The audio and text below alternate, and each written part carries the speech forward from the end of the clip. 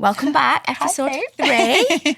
And today, I'm bringing on my very own little guest from Wigan, Stella Blackledge, who I do know personally. And I have done a couple of little courses with Stella myself, which I did mention on the last one. So I thought, well, why not bring the magic to the podcast? Thank you so much for having me, ladies. Nice to meet you, Stella. Thank you for coming. Because obviously Nic was really speaking highly of you about her journey of kind of learning tarot, and we were like, what? No one knew it, did they? I was like, just blurted it out. I'm tarot trained. I know. It was definitely a secret that she kept. So we were like, oh my God, we definitely need to bring you on, because if there's any other people out there that are feeling, I could probably look into doing that. It'd be great to kind of chat about your little journey and everything as well, because it's so intriguing. Of course, yeah. And tarot, the way that I use tarot as well, it's maybe a little bit different from how people usually use tarot. And normally if you think about tarot, you think, I'm going to go for a tarot reading. I'm going to see someone who reads the cards. And sometimes it's someone who's psychic, like Rebecca, who you had on the other week. But the way that I came across tarot was as a tool really for self-development and as part of my magical journey. Wow. And, all of our spiritual journeys are slightly different, aren't they? With the way that we kind of come across a practice that we feel speaks to us and we think that's something I want to do or know more about. Yeah. And for me, my spiritual journey started back in around about 2008. Now, having said that, I've always been one of those girls who likes the little red fish that you get out of the crackers, all those little things that you make and you do that crackers, with it. All of that, and then magic 8 balls. So it's funny that I never had a deck of tarot cards until I started studying it formally. Wow. So around about 2008, I read The Secret, and you were talking about that, Chloe, weren't you? Yeah.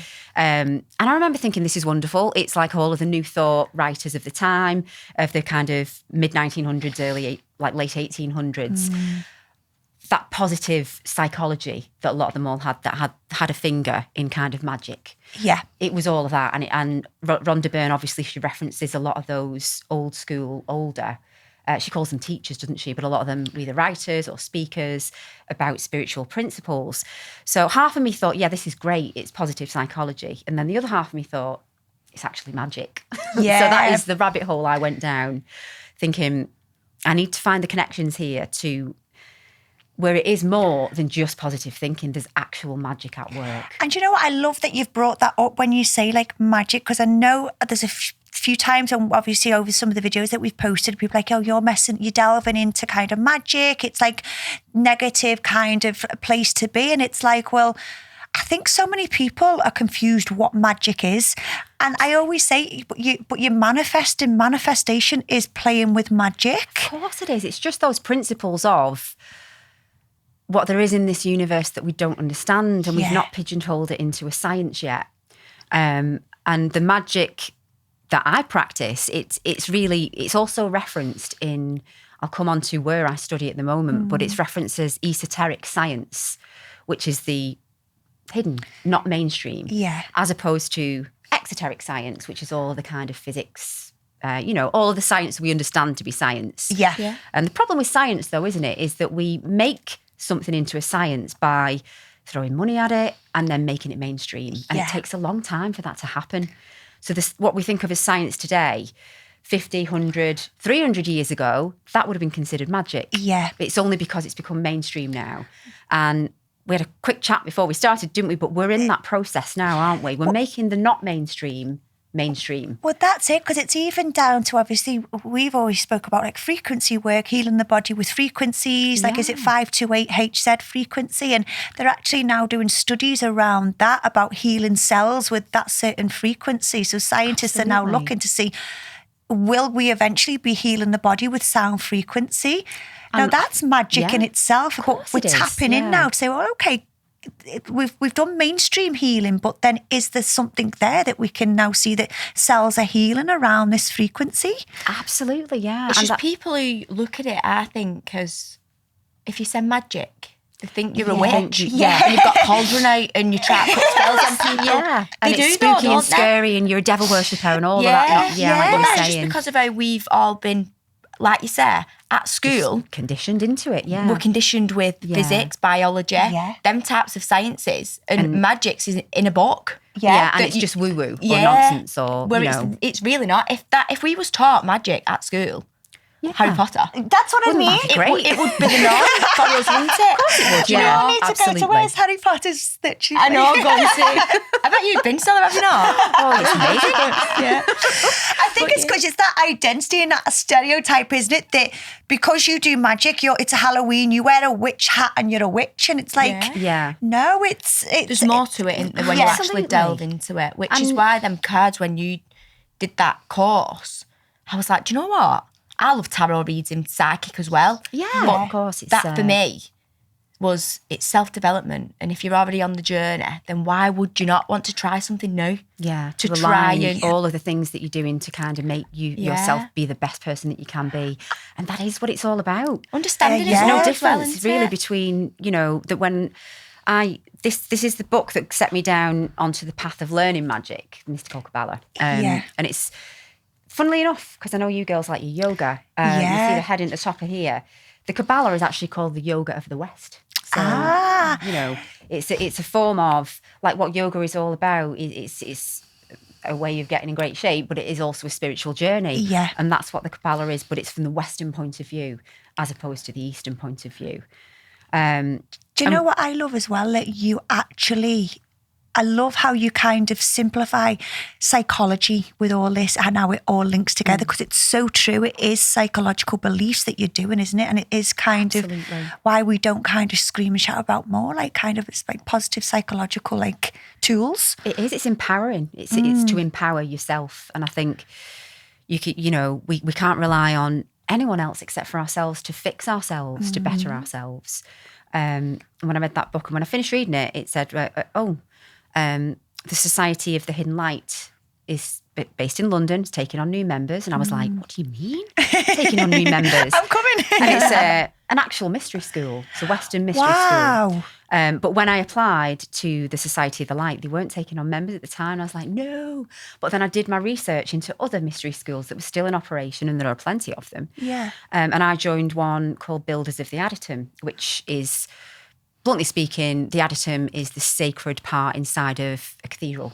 It's the holiest of holies, but inside you. Yeah. So the builders of the adytum, talking from a spiritual point of view, is about you finding that space within yourself that's sacred and building that. So in other words, becoming the best version of yourself you can be. Yeah.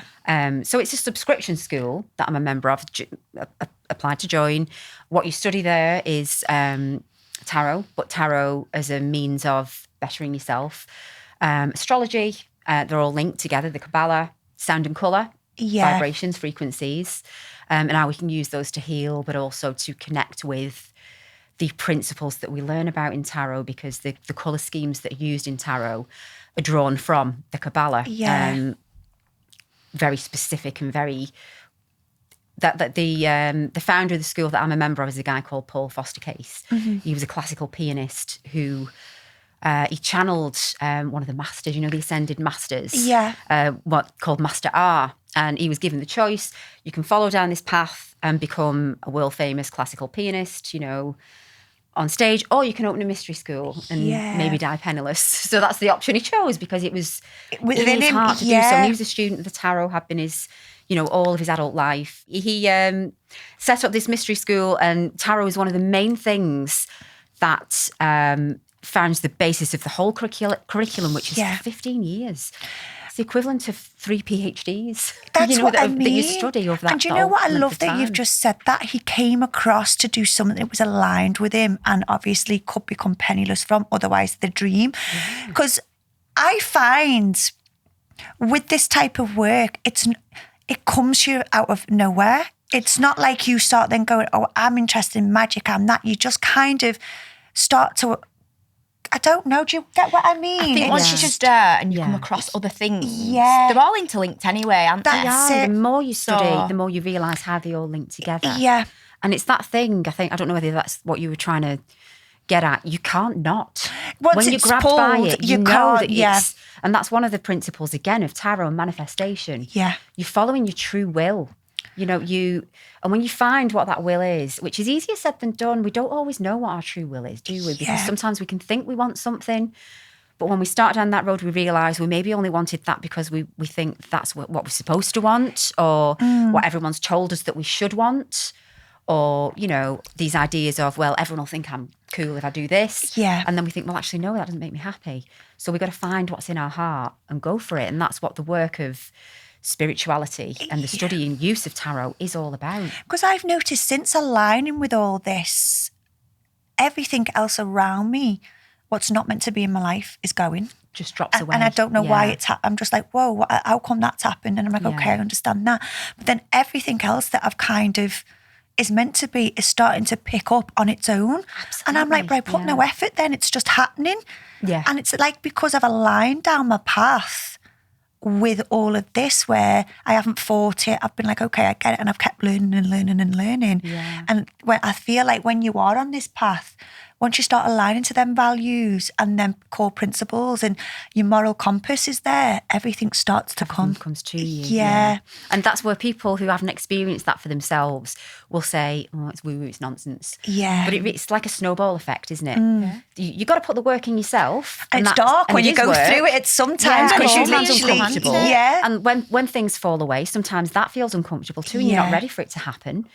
But always, always, always, when you look back, you realise that it was the right thing, even if it kills you going through it. But it starts to feel like magic, doesn't it? And you think, well, yeah, I'm putting the work in, but also because I'm putting the work in and because I'm keeping my mindset right, look at everything that's actually, and you start to say, it was like a mad coincidence, but it wasn't. There's no such thing really as a coincidence, is there? Yeah. You see the coincidences more and more when you put the work in and you keep on that path, don't you? And everything does start to fall into place. Because one of my friends said something to me, because I know, like, obviously this past 18 months since I've been doing it, there's been some really dark times for me where I've gone, I can't put myself through it, where I've been challenged to see if I'm ready to go to where the next steps are. And I remember my friend saying to me, you've got to go through darkness to see the rainbow.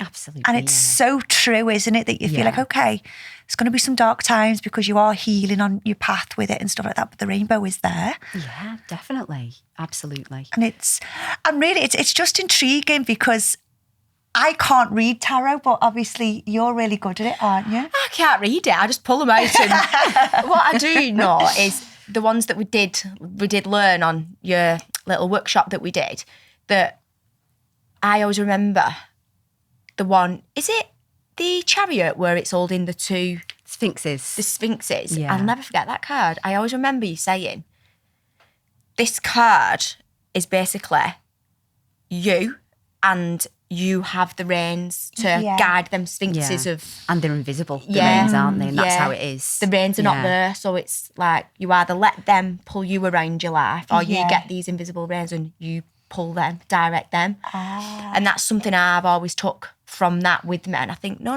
like, get back hold of them reins and sort of do it yourself. Like, don't let life run away with you as such. And that's how, like, when you're saying you go through dark times, it's quite easy to give up and think, oh, do you know what, let's just go with the easiest option then. And, you know, what, it's not really meant for you, that. Yeah. It is. There is times, and it's just because you're more settled with yourself, I think, doing self-development, that you find that the more dark. Yeah. Because you lose, like you say, you lose a lot. People think you're going out your mind. At first they do, until they see the good stuff coming, don't they? And then like, absolutely. Okay, what is it that she's actually done to kind of get to there? It's true. Yeah.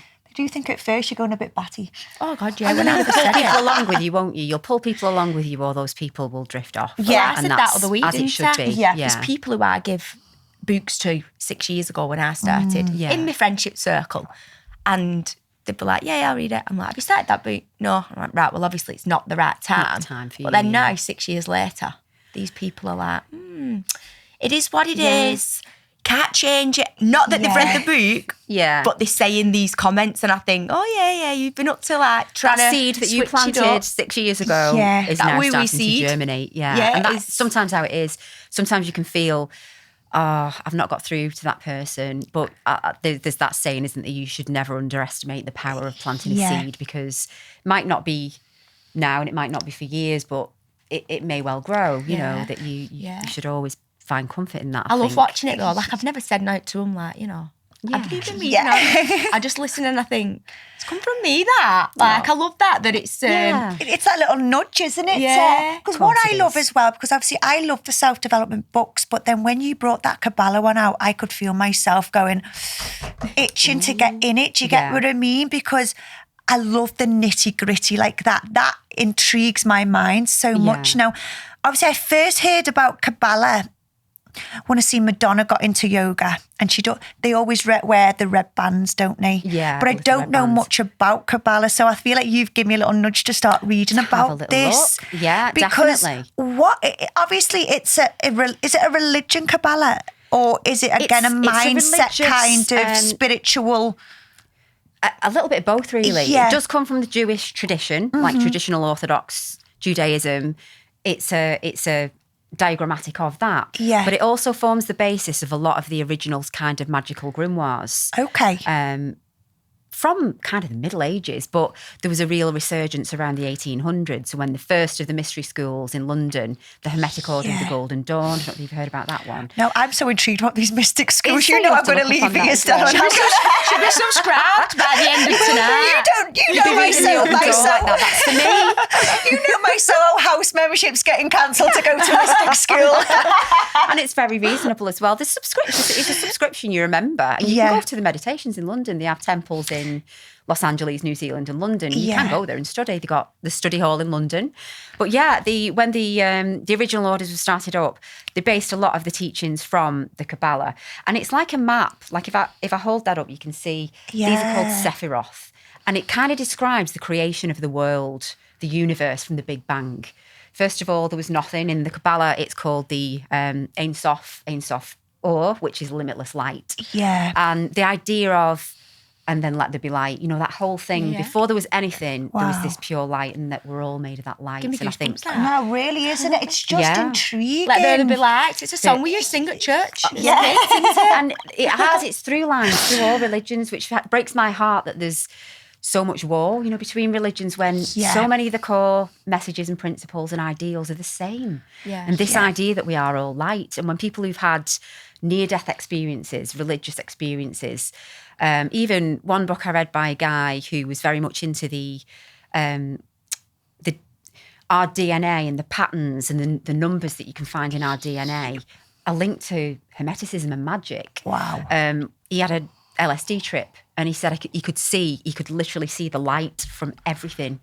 And when you read some of the manifestation books, they'll talk about it that way too. Yeah. That everything is made of this light, and we can guide that with our Well, they minds. say sometimes when you do something with your hands, you can actually start to see your aura, can't you? And it's just like kind of, so it's something. Do you know what I'm intrigued to see? Because obviously this has been going on, like you say, like before the Bible and stuff like that, isn't it? But the way we're going into society, like how in depth this is to study, that whether and obviously we've got mystic schools, that whether, to see in today's, like further down the line, this come into like kind of degrees and PhDs because it's so interesting. And when you think about the cycles of time as well, and if you do look back, this would have been, like we had the chat about this being, some of the scholars will say that this is what Jesus was up to between the ages of 13, when we've got him last documented in the Bible, when he reappears in his 30s, that he was in Alexandria in Egypt, which was one of the studies of where all the wise men, like the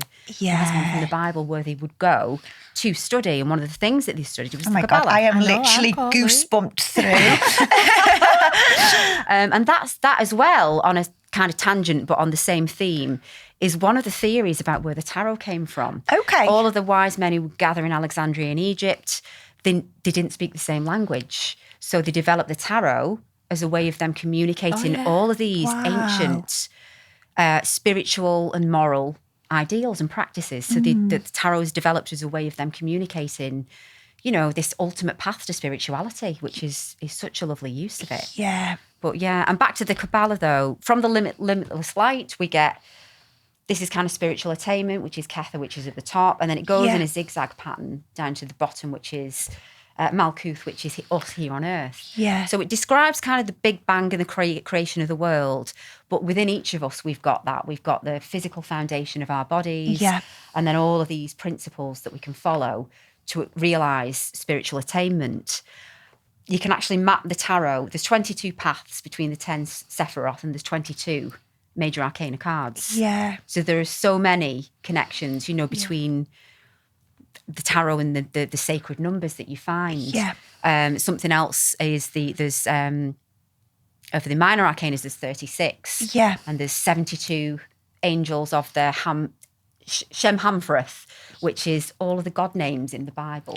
You get 72 angel names from that's like code from the Bible. And also on the other side of the coin, 72 spirits in the Ars Goetia, which is another system of magic. And it just blows your mind. The more you think this all ties together. It's huge when you actually start to delve in. You think, it's connected so much. But don't you think though, like anything, if you read a theory and you think, yeah, that's a lovely theory, and then you read that same theory from someone else, and the more people that are talking about the same theory, you think this is obviously a real thing. Which is what makes me believe in magic. Because I thought, God, I was deep into spirituality, but I'm just realising I'm only tiptoeing in right now, because that is powerful how deep that goes. Yeah, we're only on surface, aren't we? The more you know, the more you realise you don't know. But that's like with anything that you can study deeply, isn't it? That you get humbled the further you go into the study. Yeah. And going back to the cycles as well, and Jesus studying all this, back BC. Yeah. Or actually, no, it would have been AD by then, wouldn't it? Like astrology used to be a science. Yeah. And astrology, it's not a science anymore. It's thought woo-woo, but because it once was such a well-respected science, and it stood the test of time, it still exists, it just isn't well-respected and thought of as a science anymore. That's not to say it won't come back in, because we do see those cycles repeated, don't we, throughout human history. So when you study this Kabbalah, you can tell I'm really intrigued now. She's really going to subscribe, I know it. Literally, you know it, don't you? I will ring you next week and be like, just on my way to London. So obviously, when you study Kabbalah, when you study, say like manifestation is secret, you know that there's then principles to do. How do you study this? So how would you then align Kabbalah within, because obviously with yoga, you've got like your asanas and stuff like that. But if you was to go down a route and start studying Kabbalah, what is it that, I'm intrigued what it is that you do, because that is literally blown my mind. That tarot is a tool of the Kabbalah. So tarot, a lot of the tarot study, it's not the only tool, but there is the whole of the tarot, the major arcana, the 22, the character cards that we all know the best. They're the paths on the Kabbalah, but every one of these is numbered 1 to 10. So the number cards also relate to the principles. Yeah. So tarot is very mystical, but it's also massively practical. It's something that you can see and touch and use on a day-to-day basis. So a lot of the actual work is around meditation. Yeah. When we were given the first set of, we call them keys as well in study. That's what the book's called, A Key to the Wisdom of the Ages, written by the guy who set up the mystery school that I'm in. And they really are, because they unlock things within us. Yeah. So when we're given the first set of keys, we actually have to colour them ourselves, so we get aligned with the colour scale, because it's a very specific colour scale. Yeah. So even just that, looking at them, colouring them in, is unlocking things within you. And he's fond of saying as well, it's something that we all already know. It just needs to be unlocked. And if you believe in the subconscious mind, we've got our own personal subconscious, but then we're a part of the collective subconscious as well, what Jung used to call the collective unconscious. Yeah. And I like to think of it like a little, if you think of yourself in Mallorca and you've got all the little callers, the little bays. Yeah. That's a little private bay, but it also connects to the ocean. And that's how we all are, isn't it, as well? Because you're hearing a lot of Carl Jung come around now, aren't you? Because he's literally esoteric as well. He believed, as a lot of the scientists, psychologists, certainly in the later years, they went from being like solid men and women of science to being like, well, there is more to it than the empirical evidence that we can gather. And a lot of them became deeply spiritual in the later years. One of Carl Jung's books, The Red Book, which was all about, he believed a lot in dreams and the power of dreams. And that was all, the Red Book's all about how you can use dream to kind of understand yourself and your connection to the divine and what is beyond.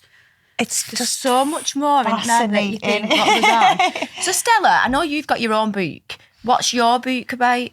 Mine, it's a little one, and I shouldn't do it really. I belittle myself. You know, No, it's a big one that's going to literally... It's the one and only. Yes, I am writing another one. It's a bit more detailed about how you can use tarot for self-development, because I do think it's such an accessible and, you know, wonderful tool to use for just for your mental health, your well-being, to empower yourself. And it was a challenge that I did. It was a 21-day writing challenge, month of September a few years back. And I was like, there's 22 major arcana cards, but the Fool is card 0. So it is 1 to 21. 21's the world. I thought, that's interesting, because I can write a little poem about each of the tarot keys with the Fool as an introduction. And you know how sometimes when something comes on you like that, and it does feel like, oh, God, Christ, was I meant to do this? Because I'm not one for poetry, really. I do love writing, and I always liked writing fiction when I was younger. But it was like they came through me. You know, the poems. Every day I sat down to write the poem, and it came through me. So they are almost like, the poems are like little meditations on the principles of each of the keys of the major arcana. So it's the principles that you're trying to learn from each of the keys, and how you can meditate on them to unlock these principles within yourself. So would the keys be linked to like the body chakras, or is that a different thing? The chakras, you can map the Kabbalah to the chakra system as well. There's a really good diagrammatic, I'll send it to you later, and it's, you know, the Vitruvian Man, Leonardo da Vinci one, who also had his hand in all this malarkey. You know, the deeper you go, the more you find out. And it maps the Kabbalah and the chakra system and a few other systems of magic to the Vitruvian Man to show you how it is all kind of internalised. So the links are more with the kind of Sephiroth, like Tippereth is like your heart centre. So, and there is, weirdly, the colour schemes are reversed. So with planetary magic and the chakra system, we have kind of... the colours that you'd associate with your root, kind of the reds and blacks. Yeah. It's kind of flipped, you know, but apparently that was like a blind, and it was on purpose, because a lot of the mystery schools, they were called a cult, which we tend to think, cult, devil worship, heavy metal. This is what is going on. It just means hidden. That's all. It. And it's funny, I love that you've brought that up, because now people know that we're not weirdos. We are a cult. A self-development cult. Because that's exactly because obviously we've hit with this podcast, and we've hit quite controversial with this podcast, you get what I mean? And it has been a bit of hit, well, it's all a load of BS and this, and it's like, well, do you know what? There's the proven science. That it was science, and we forgot. What I mean? But also, what does it matter if it is bullshit? Makes us happy. Exactly. So it gives you power. It empowers you. We live how we choose to live. Absolutely. As other people choose to live, that are not interested in it. Like, we don't opinionate on how they live. Because it is still looked at as a cult, and it just isn't. It's literally, it's probably the most nicest way of living, because you're actually living with value when you're doing this type of work.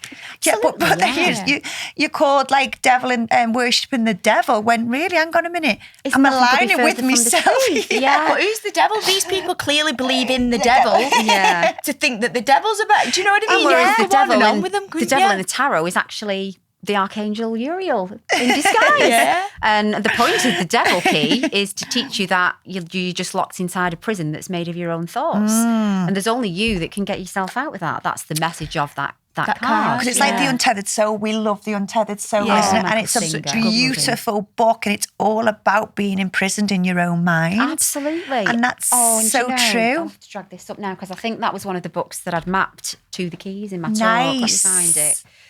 There's the Chariot, Nic, for you. Books that teach you how to control your senses. So sorry this about bit that, now, but I'm sure it was on the Hierophant, which was all about listening to the still small voice within. And that is the voice that we think of ourselves, and we tie our identity, don't we, to the extraneous stuff that doesn't matter, when it's really, we need to be listening. And that's like the adytum that I explained about, the bit within you that is the only important bit. And I love that you've just said that, because I feel like when you get into this and you're aligned and you're literally going with your values and you're so deep in spirituality, things that aren't meant to be in my life, I find out things from nowhere. Yeah. It just drops in. And I'm like, whoa, how have I come across that? Or how have I thought that and gone with my intuition?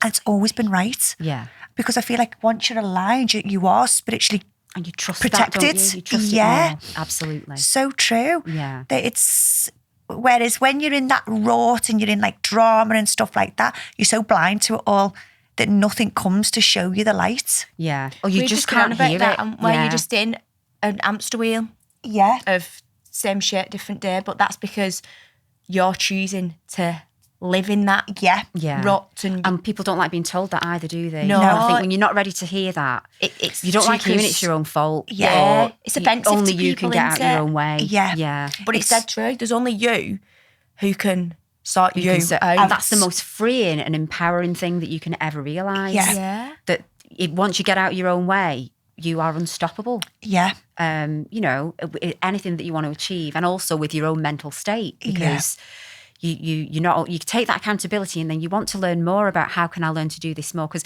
let's face it, we still all get in our own ways, don't we? Yeah. Even though we know better, but you can snap out of it much Yeah. quicker, can't You you? know how to When deal you're with it. aware of those patterns and how to break them.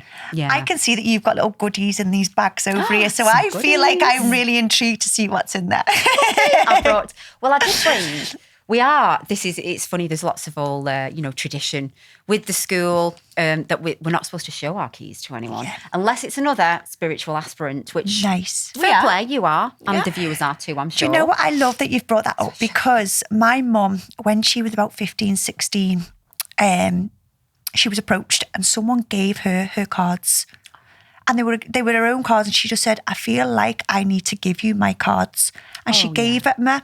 She always used to read them, but when she passed, I mentioned it last time, they were in the house and I wanted them. And it was like I was spiritually kind of protected not to find them cards, because it was because you're not meant to take other people's cards, are you? Because like you say, they're so like sacred to that person. Yeah, I know what you mean. And I know there are a lot of aspirants who will absolutely not ever let anybody see them and touch them. I think I'm a big believer in believing what works for you and empowers you the most. Yeah. So I think sometimes if we pick up a superstition, and if it doesn't serve us, I think we do well to let go of that. Yeah. It's something Tom, my husband, talks about a lot in his writing about fear. Sometimes it can be one of the cages that we lock ourselves in. But on the other side of the coin, sometimes if your gut is speaking to you about that's why you're not meant to find those cards, then listen to that as well, because that might be, you need your own day. You need your own, yeah. Do you know what my friend... buy your own. People will say, you can't buy your own. Do what you want. My friend bought gives you power. bought me a set for my birthday, and since my mum's passed, I always used to we called a bee. So I'll always put a bee emoji on things, do you know what I mean? Yeah. And she bought me this set because obviously I always relate bees to my mum. And she bought me this beautiful set. She said, I searched everywhere for them, and they're a tarot card, but all the things are of bees. Ah, It's so nice. beautiful. Oh, that's lovely. I know. But I've Did just she not... know that, or is that? Yeah, she knew that obviously what I related. She said, I couldn't believe it. She said, I just didn't realise that there would be anything like that. So all the kind of the book, when you read the tarots, it relates to the honeybees or kind of things. You know what I mean? And it's beautiful, to be fair, but I need to learn how to do them. Did you'll have to join one of the mystery schools? I think you call your own as absolutely. well. Yeah, it's I very, would very love- mindful as well. You'll have to come down because you're doing are you not doing one one next year? Like a little...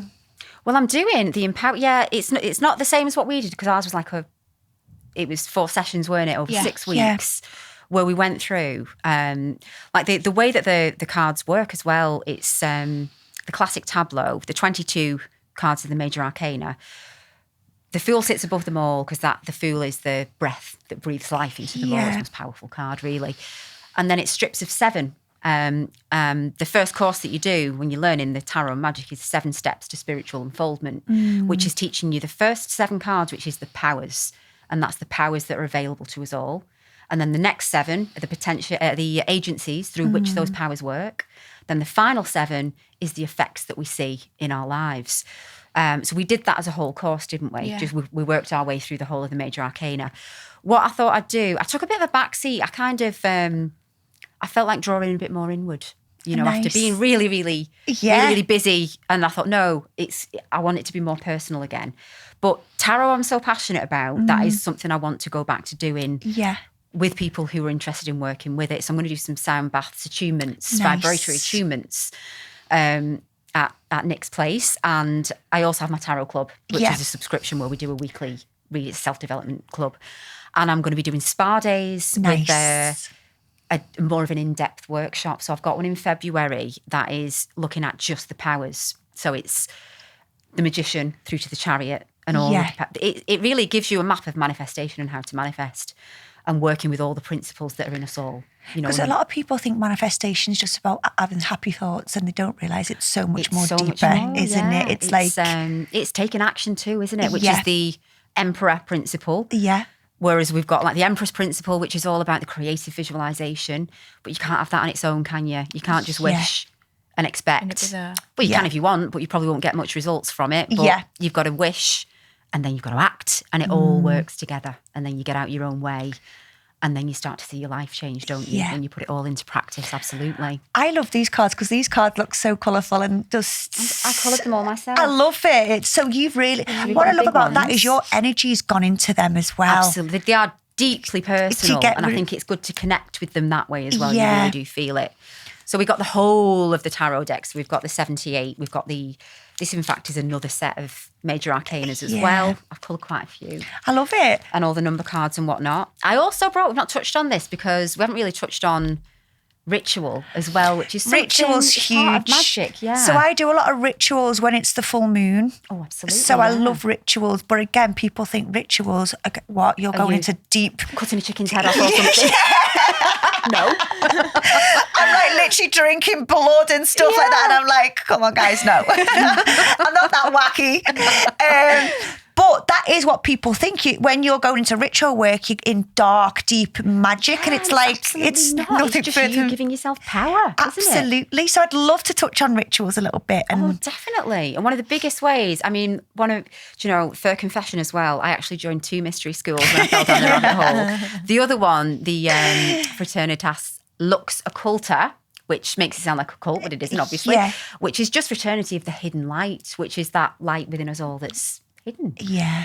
And they had a lot of homework to do, and we had to develop a ritual for ourselves as part of the course of study. I later found out that school was an offshoot of this one. So I carried on with this one because this one spoke to my heart more.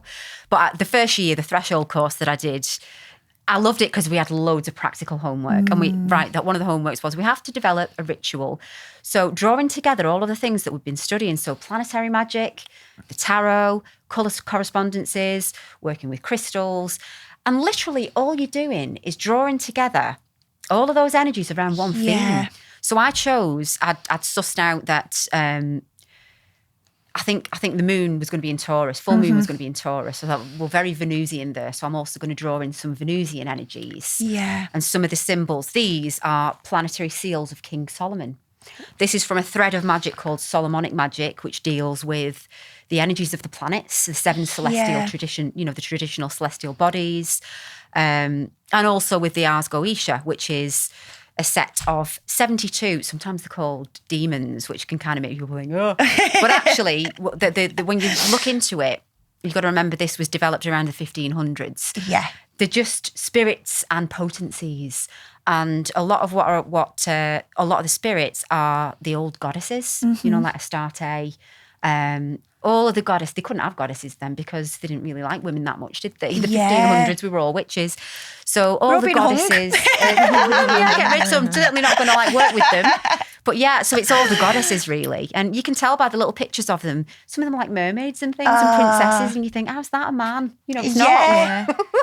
So the planetary magic. And it's really good because there are planetary hours and minutes in each day. Yeah. And each day has got its own planetary. So what are we today? It's the moon. So we're on Monday is the moon day. Tuesday is Mars day. Wednesday is Mercury day. I never knew that. So it just gives if you layer up all of these energies into your ritual, you could say, is it just coming from me and my belief? And then it's a bit like Dumbledore says to Harry Potter, when he says, is this real or is it in my head? And he says, well, it's in your head, obviously, but what makes you think that that's not real? because we have that power. We either believe we do or we believe we don't. And if we believe we do, if we layer up all these energies and potencies, it just superpowers what Can I come and live with you, please? You can't if you're tidying my house up.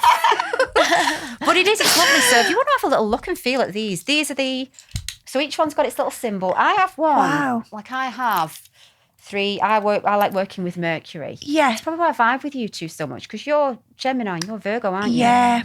Both of whom are ruled by Mercury. And I love, so you know, based on your signs. The 4th pentacle of Mercury, which is connected to an order of spirits called the Alatori, the embassies of Mercury. And Mercury is all about knowledge and communication. Yeah. So say you wanted a ritual, you say you had a job interview, and you'd think, right, I'm going to do a ritual on Wednesday because that's Mercury Day, and I'm going to work with the 4th pentacle of Mercury, which is really going to help me with my communication. And I'm going to use I'll show you this, you'll like this actually. If I'm ever speaking anywhere, I bring a chalcedony, but mine's shaped like a little... Is that a willy? It's a bit of a, you know... I'm not told of the dark side of you, Stella. So now when I'm walking around, I've got a willy in my pocket. They'll be like, well, I've gone to mystic school and now I carry willies around. Or in your bra, even worse. Yeah, or a little necklace around your neck. But those are lovely. So you can use those coins, you know, you can put them on, you can put them with, and, you know, if you believe in kind of candle magic, where if you were working with the energies of fire, you can choose a colour that aligns with the ritual that you're doing. And it's very, very personal to you then, isn't it? So this is really kind of intriguing me because, you know, when you were saying that this all comes back from like ancient Egypt, when you see artwork from like Egypt, it's all scribbles of this on the walls. Symbols, yeah. And Dion Fortune, she was English. And I love that she was a lady as well. She was a psychotherapist who became, you know, a magician, ceremonial magician. Very, very matter of fact as well, which I love. You know, the way that she writes and talks, obviously it's of the time. But one of the things that she said is symbols are to the mind as a tool is to the hand. It extends your ability. So if you think of like, if you've got a screwdriver, that helps you screw and screw. And if you're working with a symbol, words sometimes get in the way, don't they? And we can't voice what we want to say, but a symbol just encapsulates the essence of what it is you're trying to work with or think or feel. And I think that's why symbols are so powerful for ritual as well. Yeah. So all of those are the planetary glyphs, and then they're also like the seal on the other side. I mean, to be fair, when I say I do rituals with the moon, it's like nowhere to this level. I'd say mine's more like a manifestation. Oh, absolutely. Do you know what I mean? But this is intriguing. This is just it's just different layers, isn't it? Like sometimes, have you ever seen those memes? It actually looks like, when you look at that actually looks like Jesus. Yeah. Some of them have got arms, but it's got horns as well. So it's like when you look at that, it's. But then if you think like that, what you can really pick apart and you can see all detail and stuff. That's probably one of the ones of the sun. The ones with the sun are normally with the horned figure. Yeah, it's just intriguing, isn't it? But yeah, I think it's like anything that shows up your belief as well makes it for more powerful. So you know who is the creator of Harry Potter? What's her name now? J.K. Rowling. J.K. Rowling. So obviously for her to have that imagination to kind of do a film in that depth, she's obviously believed in all this as well, isn't it? I think that, you know, rereading the books as well, the more that I've studied as well. And one of the guys from the order that I'm in, because I've never met any of them in person, but we do have kind of online groups and stuff like that. He said when he went to Harry Potter World, he said he found it striking. They have all like the alchemical symbols but none of them are the actual symbol. And he said that feels like almost like it's on purpose that they've gone out of the way to not include any of the actual symbols that would be used in alchemy or magic or planetary magic, so as not to get in trouble for it. You know what I mean? Because there's so many of them, like the sun is just a circle with a dot in it. Do you think society don't want it to come out because it's so powerful? Perhaps. A lot of people who go down this conspiracy kind of rabbit holes do believe that. And, you know, in the talk of kind of the Illuminati and all that kind of thing. So is the Illuminati part of magic, or is that like a different type of belief system? Because I don't really know much about it, but it's so like... It's something, like I think a lot of... people who did ceremonial magic might have got accused you're in the Illuminati. it doesn't really interest me, weirdly I enough. haven't looked at it yet. I think it feels kind of like mystical gossip. Yeah, I don't understand it myself either. Yeah. I feel like it's just been made to feel cool, and it's just like this gossip kind of, again, conspiracy of like... And it feels a bit disempowering to me. Yeah, to be I like, agree. oh, well, there's people and you're on the outside of that, and it's just like that. Well, yeah. Do I know? Because what was the other one that was really kind of... Was Tom Cruise part of it?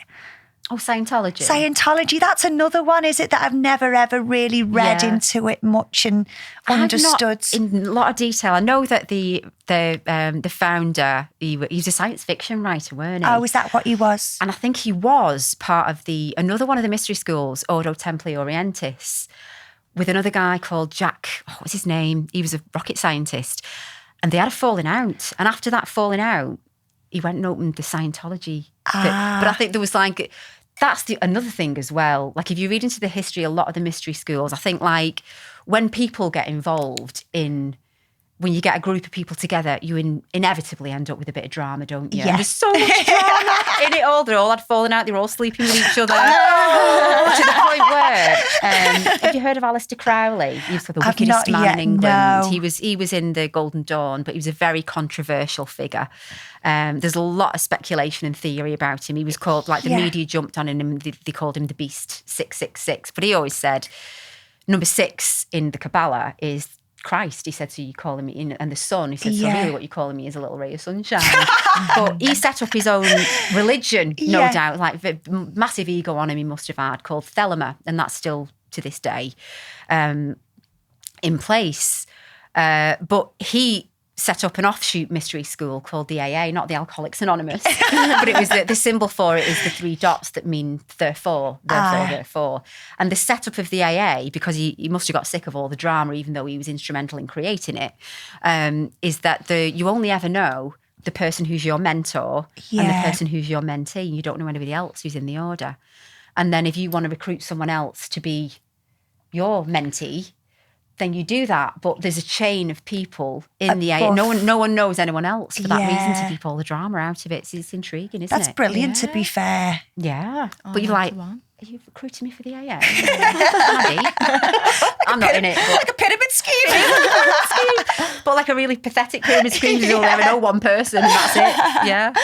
So, Stella, with your little cards there then, can we have a little... Do you want me to do you a tarot I would society love style theme for the week? Yeah. The way Shall I we normally kind do of it. finish up with like a little poll? I'd love that. Yeah. What I normally do is I normally take a big Do you want major me to arcana. give you these back in case you need them, darling? Okay.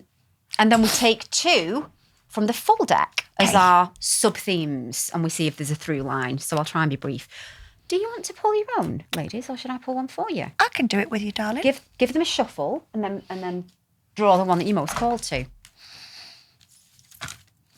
Nick's got a beady eye on him there. Like that. Do you know the thing is though, like my mum was always like into tarot. We'd always be going to like psychics, and you'd think it was not as in depth as what it is. It's so good to like open people's eyes to this. Do you know what I mean? Because and they kind of and see the different side of it, 'cause it's not all just about... I always find that people associate tarot when they're in desperate needs of somebody telling them what their life's going to be. I feel like I want to go with this one because it's jumped out at me.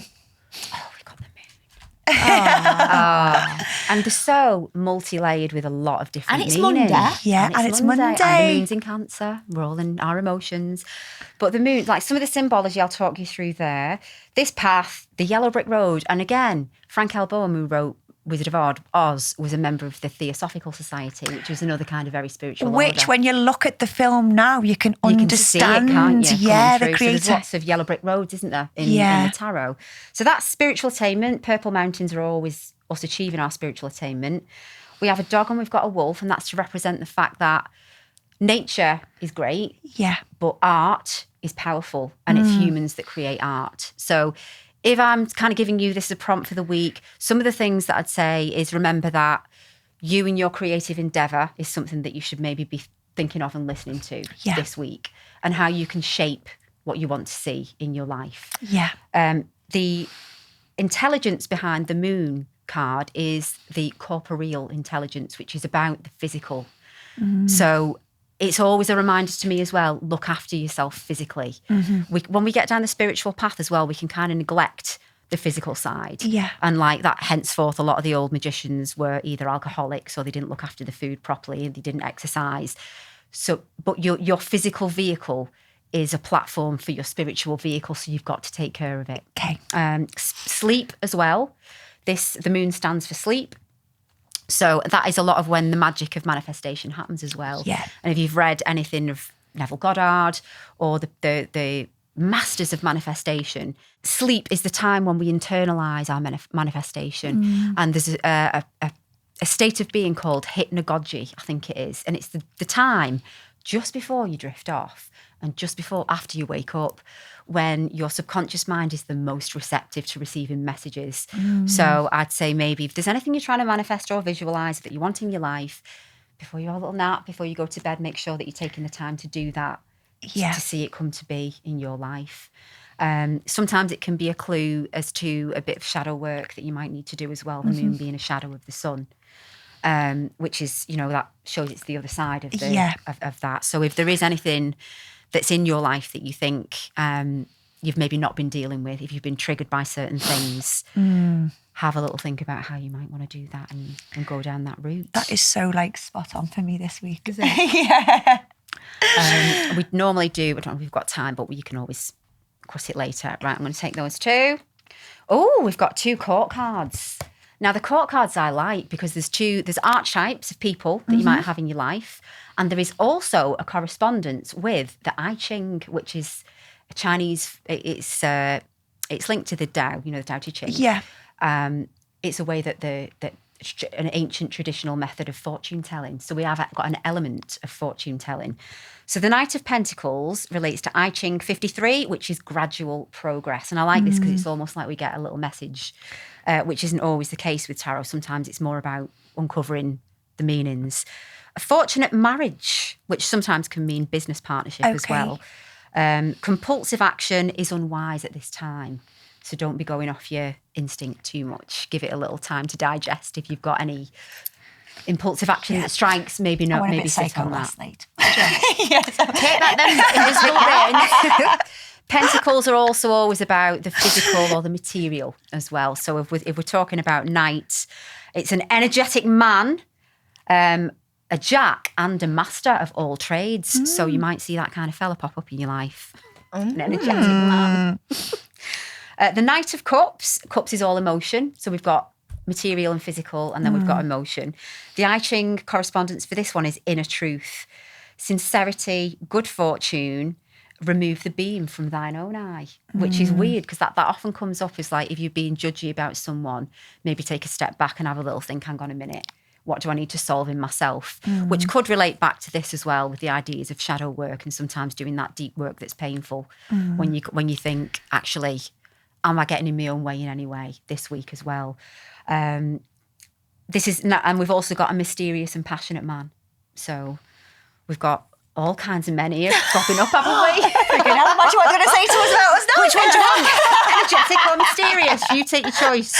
Look, they are on the horses there coming in to swoop in. But yeah, and I normally, if I was doing this for the Tarot Club, I normally just would do a live video and unpick the narrative. And then we normally go to Oracle as well, because it's sometimes nice to have, like this week we went to Moonology because it was just been the full moon.